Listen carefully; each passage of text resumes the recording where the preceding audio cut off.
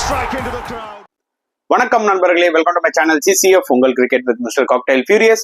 இப்போ நம்ம டிஸ்கஸ் பண்ண போற டாபிக் IPL 2025 மேட்ச் 31 ப்ரிவியூ தான். Between Punjab Kings vs Kolkata Knight Riders at Mullanpur. So PBKS home game. இந்த ஒரு மேட்ச் நிஜமாவே பாத்தீங்கன்னா ரொம்பவே இன்ட்ரெஸ்டிங்கா இருக்க போகுது. காரணம் என்னன்னா, ஸ்ரேயாஸ் ஐயர் தான் பாத்தீங்கன்னா இப்ப பஞ்சாப் கிங்ஸோட கேப்டன்.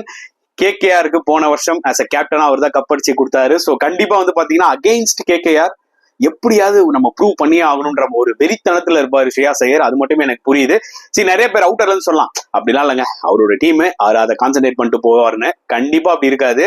கண்டிப்பா அவருக்குள்ள மனசுக்குள்ள அந்த ஒரு கோபம் இருக்கும், என்னையா நீங்க ரீடைன் பண்ணாம இருந்தீங்கன்னு சொல்லிட்டு.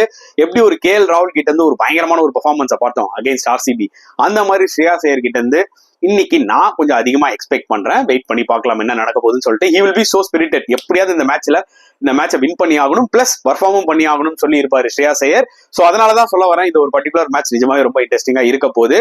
இன்னொரு பக்கம் KKR எடுத்துக்கிட்டீங்கன்னா, எஸ் அவங்கள ஒரு விக்டரியோட வராங்க, டாமினேட் பண்ணாங்க CSKவை சேப்பாக்லேயே போய். அதனால அந்த ஒரு கான்பிடன்ஸோட வருவாங்க. பட் அவங்க டீம்லயும் சில இஷ்யூஸ் எல்லாம் இருக்கு. இதெல்லாம் பத்தி நம்ம இந்த வீடியோல டீடைலா டிஸ்கஸ் பண்ணலாம். பட் அதுக்கு முன்னாடி ரெண்டு டீமோட ஹெட் டு ஹெட் நம்ம பார்ப்போம்.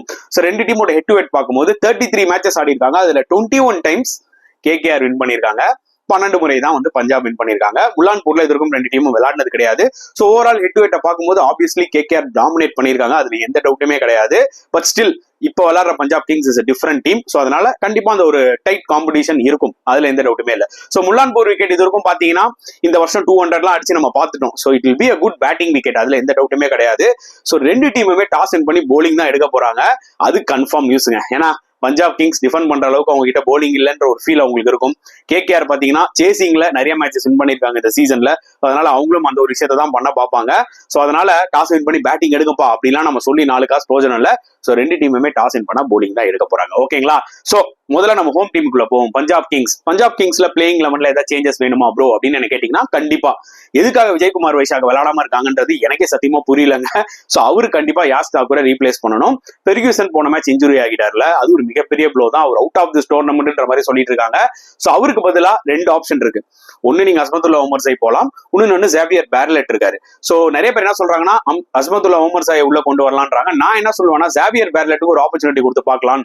ஏன்னா அவரும் பாத்தீங்கன்னா இந்த சென்டர் ஆஃப் த டோர்னமெண்ட்ல ஒரு ஆப்பர்ச்சுனிட்டி கொடுத்தாதான் எப்படி போடுறாருன்ற ஒரு ஐடியா கிடைக்கும். சின்ஸ் இங்க பாத்தீங்கன்னா பெர்கியூசன் இதுக்கப்புறம் ஆட போறது இல்ல அப்படின்னும் போது ஒரு பியூர் அண்ட் பியூர் ஒரு ஃபாஸ்ட் பவுலர் இருந்தா பெட்டரா இருக்கும் அப்படின்றது எனக்கு தோணுது. ஏன்னா உமர்சாய் எடுத்துட்டு வந்தீங்கன்னா உங்களுக்கு அந்த ஒரு பேட்டிங் பொசிஷனும் இருக்கும். பட் ஆல்ரெடி PBKS கிட்ட பாத்தீங்கன்னா பேட்டிங் ஹெவி தான். சோ அதனால எனக்கு தெரிஞ்சு they can go for Xavier பேர்லெட்ன்றது என்னோட ஒரு பாயிண்ட் ஆஃப் வியூங்க. ஏன்னா நியூ பாலும் நல்லா போடுவாரு, டெத்லயும் யூஸ் பண்ணலாம், மிடில்லையும் யூஸ் பண்ணலாம். So that will be a good option. Wait பண்ணி பார்க்கலாம். இந்த ரெண்டு சேஞ்சஸ் டெஃபினட்டா பஞ்சாப் கிங்ஸ் பண்ணியே ஆகணும். அண்ட் அவங்களோட ஸ்ட்ராட்டஜி வெரி சிம்பிள். அவங்க பாத்தீங்கன்னா எங்க ரொம்ப கம்ஃபர்டபுளா இருப்பாங்கன்னா சேசிங்ல தான். ஃபர்ஸ்ட் பேட்டிங் ஆடி எவ்வளவு ஸ்கோர் பண்ணாலுமே அதை அவங்களால டிஃபெண்ட் பண்ண முடியல. அதுக்குதான் இந்த ரெண்டு சேஞ்சஸ் எடுத்துட்டு வர சொல்லியிருந்தேன். இந்த விஜய்குமார் வைஷாக்கும் சரி, இந்த பக்கம் ஜேவியர் பேர்லெட்டும் வந்துட்டான். பேர்லெட் நியூ பால்ல சூப்பரா போடுவாரா, விஜய்குமார் வைஷாக் டெத்ல நல்லா போடுவாரா? சோ நல்ல ஒரு காம்பினேஷன் கிடைக்கும். Still they will like to chase. ஓகேங்களா? மத்தபடி அவங்களோட டாப் ஆர்டர்லாம் ஸ்ட்ராங்கா இருக்கு. அதெல்லாம் எல்லாமே அவங்க ஒரே கன்சர்ன் பாத்தீங்கன்னா அவங்களோட போலிங் தான்.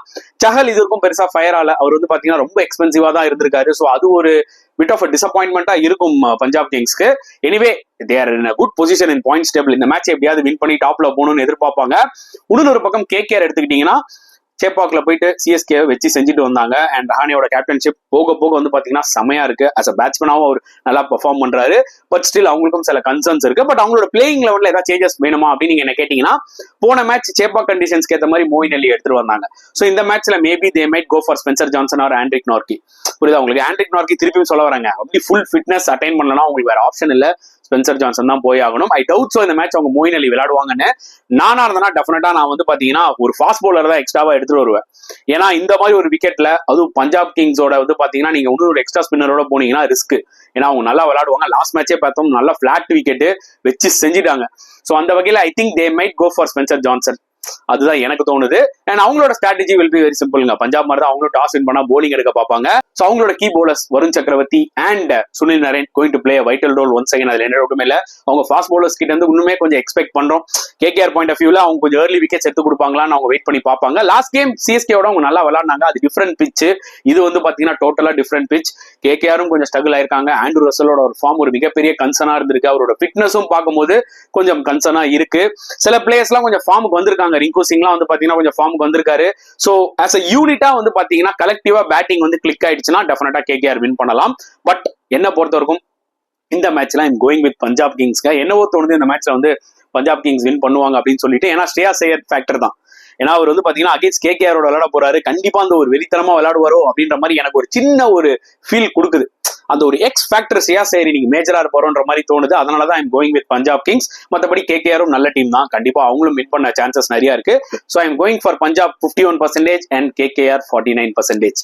ஓகேங்களா? ஸோ உங்களோட கருத்துக்கள் மறக்காம சொல்லுங்க கமெண்ட் செக்ஷன்ல. இந்த பக்கம் பஞ்சாபா இல்ல கேகேஆரா, யார் வின் பண்ணுவாங்க? உங்களுக்கு சில கருத்துக்கள் இருக்கும்ல, தாராளமா நீங்க கமெண்ட் செக்ஷன்ல போடலாம். சோ இப்போ வந்து பாத்தீங்கன்னா நம்ம ஃபேண்டசி பிளேயிங் 11 ப்ரெடிக்ஷனுக்குள்ளே போவோம். சோ நான் வந்து டெஃபினட்டா 6 player from KKR and 5 player from Punjab Kings போவாங்க. முதல்ல கேகேஆர் போவோம். ஸோ கேகேஆர்ல I will go with Quinton de Kock. இந்த மேட்ச் நல்லா ஃபிளாட் ட்ராக் பேட்ல போடும்.